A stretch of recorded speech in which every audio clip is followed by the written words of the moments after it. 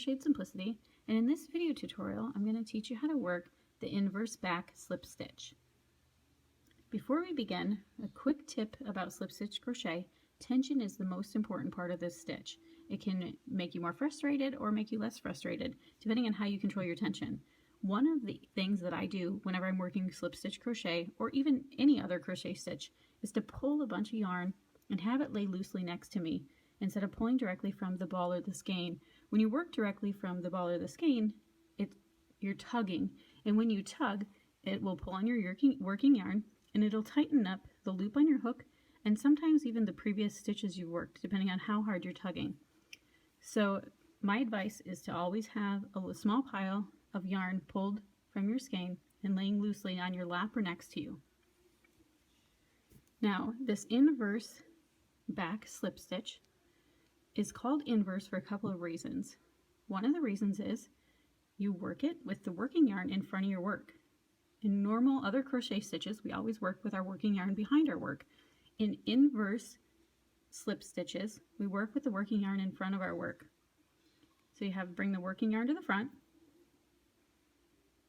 and then it's called an inverse back because we're going to work into the back loop only of the stitches.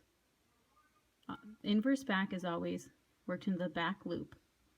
Okay, so working yarn in front,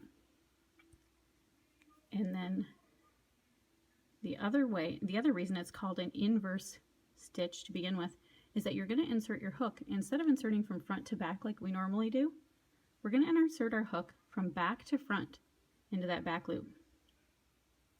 Okay, so working yarn in front, I hold it between the first and second fingers of the hand opposite my hook. Insert your hook from back to front.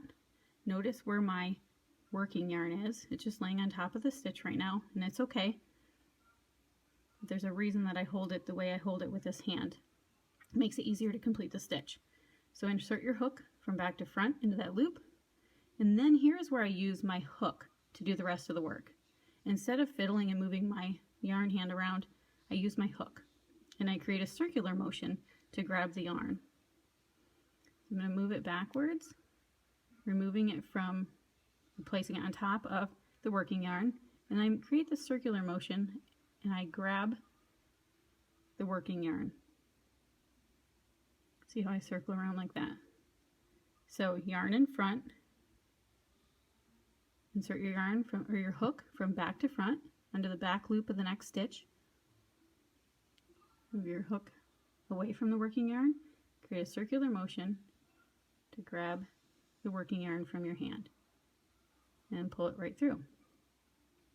So again, your working yarn's in front, insert your hook from back to front under the back loop of the next stitch, bring your hook around, make a complete circle, actually about a circle and a half, and pull it right through. Insert your hook from back to front, twist it back to the back, make a circle to grab that yarn and pull it through. Now, as long as you keep your tension loose, you should have no problems grabbing that yarn and pulling it directly through the stitch. So make sure when you're working the slip stitch crochet that you get those loops up onto the shaft of your hook. Because when you get near the tapered head, then your stitches are going to be a little tighter if you're only tightening them according to the diameter of the taper. So make sure they're up on your shaft. Makes the stitches a little bit looser. Helps you complete the stitches better. So insert your hook from back to front into the back loop. Bring it back, make that circle motion, grab the yarn, and pull it right through your loops. And that creates, which resembles a purl stitch, or I'm sorry, a garter stitch in knitting. So that's it. If you have any questions regarding the inverse back stitch, send me a quick message on Facebook or Ravelry, or you can send me an email. Thanks. Have a good day.